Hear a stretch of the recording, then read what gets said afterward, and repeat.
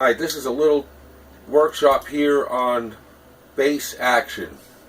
What I mean by that is I mean by the playing action on the neck. So here's the tools of the trade, Allen key sets, various sets here.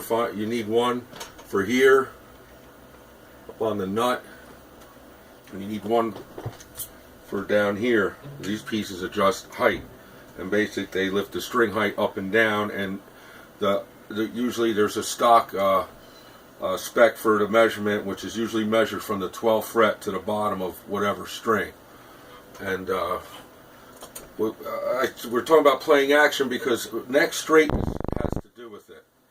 Playing action and height here. If your neck is got too much of a curve to it, and when I say too much means a little bit of a curve, is particularly on bass is acceptable.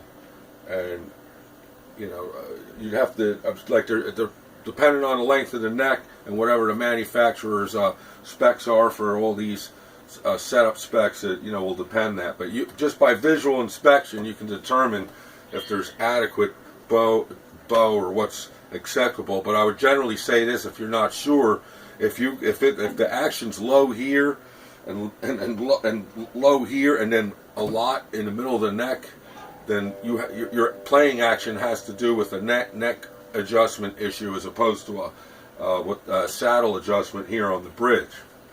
An inspection will have to determine that.